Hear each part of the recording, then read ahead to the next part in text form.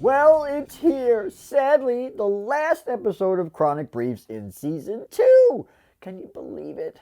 Before we go on, though, please press that like, that subscribe, that share, that alert button, and help us get our message out about chronic illness and disability. Now, as I was sadly saying, this is the final show for Season 2. Can you believe it's been 4 months since we started this season? Now, I know 2020 was no picnic, and every day it seemed like some new crisis erupted, especially if you spent your time on Twitter. But despite all of that, time really flew, didn't it? I mean, how could it not? When Tuesday becomes Friday, and then Thursday is maybe Sunday, and then suddenly December is warm and spring is sprung. Well, sad as it is, don't worry. We're not just going to fall off the face of the earth. We have our videos with CanIPlayThat.com, the gaming site for disabled gamers. We're still going to do chatting every week or so, and we're still going to keep up with some of the interviews and a few other surprises in store, including... Can I tell them? No? I'll do it anyway. We're going to have a new series called... Don't say anything. Don't say anything. Anyway, we'll be there for you with the content you know and love. Now, for this last episode, we're going to go big or go home, or both, I guess. I'm talking about the grande dame of chronic illness, the thing which eclipses all other comorbidities by a mile. That's right, the big F itself, fatigue. Now, back in the bad old days, before Chronic Briefs was a thing, we did a small video about fatigue. But now we're really going to tear it open because fatigue, exhaustion, lack of motivation, drain of energy, God's boot right up your... you know what. Call it what you will. It's the single most prevalent symptom that almost everyone with chronic illness and disability shares. A lot of people use the spoon method to talk about their energy levels. It's easy, and when you run out of spoons, you're done for the day. For me, though, I wanted something a little bit more in-depth. You know, in our previous video, we tried to illustrate fatigue by adding weights to a backpack, so that every few minutes or so in the video, we added more to show people how things build up exponentially in the real world as the day goes on. This time, though, we're going to break down the fatigue into its 3 parts, using what I call the DPM, that's my initials, motivation, exhaustion, energy triangle, or the ME triangle for short. Patent pending. It looks like this. As you can see, it has 3 sides, triangle. Motivation, energy, and exhaustion. The 3 components of the fatigue that comes along with chronic illness and disability. This is why fatigue for us goes so far beyond the regular tiredness or frustration that healthy people feel. So, let's start with the one that most people assume is the only one that we feel. Physical exhaustion. Be honest. How many times has someone told you, well, you just need to get more sleep? Or, you know, if you went to bed at a decent hour, or even that old gem, you're probably getting up a lot and not sleeping through the night. You need to get better sleep. Well, shit. Really? Is that what I'm doing? Why didn't anyone tell me that? All I had to do to sleep better was to stop not sleeping. It's so simple. Thank you for telling me, person I didn't even ask for an opinion. Yeah. I think we've all been there with friends and relatives, and while they might mean well, they just don't get it. We could slumber like my ex-wife for a week, and she could sleep through a jackhammer concert inside of a Roman cathedral, and it wouldn't make a difference. Our exhaustion isn't caused by lack of sleep. Now, yes, it's true. Most of us are light sleepers. For me, I'm in New York, but if a mouse farts in Chicago, I was like, who's here? Who's at the door? Yeah, but all of that, honestly, it doesn't make a difference because the kind of physical exhaustion that comes with fatigue isn't going to be cured by a good night's sleep. It's not that kind of exhaustion.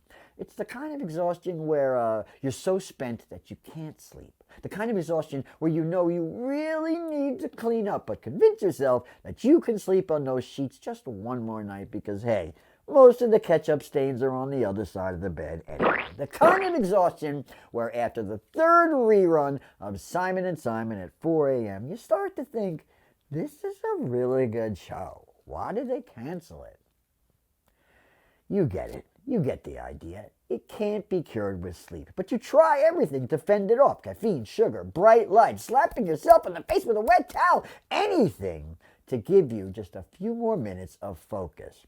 Because that's what you lose most with this kind of exhaustion. And that brings us to the next side of the me triangle, motivation.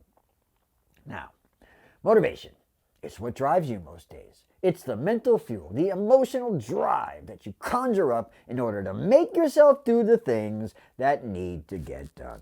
Work, taking care of the kids, finishing that book, cleaning ketchup stains off your sheets. All of those require that you have the desire and the push to do them, or it's impossible. I know. You're probably saying, you don't need motivation. If a thing needs doing, you do it. Okay, thank you very much, Mr. 1950s. But in the real world, people need a reason to push to do the things that need to be done. Whether it's something as altruistic as making your children happy, or something as basic as, I want a double-stacked barbecue bacon buster, so I'm going to go and get a double-stacked barbecue bacon buster and eat the hell out of that thing. Yeah, that's motivation.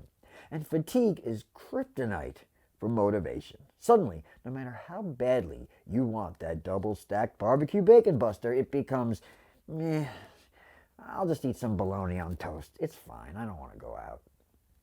And even making your children happy can become, they'll be okay today. I'll make it up to them tomorrow. That's fatigue. And how sneaky it is when it saps your motivation. Sometimes you don't even realize that you've completely lost the desire to do anything until day 3 passes and you start to smell something. What is it? Oh, that's me. That's me. I haven't showered in days. Motivation killer. The last side of the me triangle, the fatigue trifecta, if you will, is energy drain. Now, you might think that this is the same thing as lack of motivation or physical exhaustion, but it's not. It's different, and I think the most insidious of the 3. How does it do this? Well, just like those in-law cousins of yours that show up just late enough every Thanksgiving with smoked trout that they caught in some mud hole upstate. Yeah, boy. The energy drain that comes with fatigue doesn't rear its ugly head until you are just about sure that you're in the clear. Yeah, it goes like this. You get up, something feels different. You take stock and you realize somehow, some way, the chronic illness gods have decided to smile upon you and you feel pretty good. You aren't hurting too much, and most importantly, you got some energy. Oh, how do you like that? I can finally do some of the things I've been putting off for far too long, like shower. So you get up. You make a list maybe. Take stock of everything that needs to be done, and you get in the shower and you're singing songs and washing your parts and thinking about all the stuff you're going to knock out.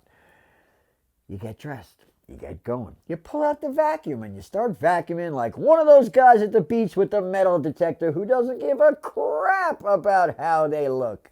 And you find a diamond ring. Everything's going great. It's great. Ooh! And I'm starting to feel a little winded though. Maybe I better sit down for a second. So you do. Sit down for a second. And then it hits you like a sack of potatoes right on the head. You suddenly realize you've used up an entire day's worth of energy getting up, showering, getting dressed, and pulling out the vacuum. And now you're out of gas. You shouldn't be. You had enough energy in the tank, but fatigue, well, that takes a screwdriver and jams it right into your gas tank. And your energy drained away twice as fast. So now you have to decide, do I push myself to finish at least this one task and pay for it for the next 2 days, or do I leave the vacuum sitting in the middle of the room along with the unfolded wash, unfilled out tax return, and unwritten episodes of everyone's favorite chronic illness and disability video series? That's fatigue. In a nutshell, the me triangle, motivation, energy drain, and exhaustion, the 3 parts of fatigue, and the main reason that it is so exponentially effective at keeping productivity at bay. So the next time someone says they're suffering from fatigue, please God, don't tell them to get more sleep, or else they might just conjure enough energy up to get up and give you a piece of their mind. But probably stop halfway through. Okay, folks. That is a wrap on Season 2 of Chronic Briefs. We'd like to thank everyone who helped to make it a success, and it has been a success. And please remember to share, like, and subscribe so that next season we can start with a huge audience. As always, though, and for the foreseeable future, be kind, rewind, keep on keeping on, and we'll talk soon. Can I sing? We'll meet again. Don't know where, don't know when, but I know we'll meet again some sunny day. I'm going to cut that out probably.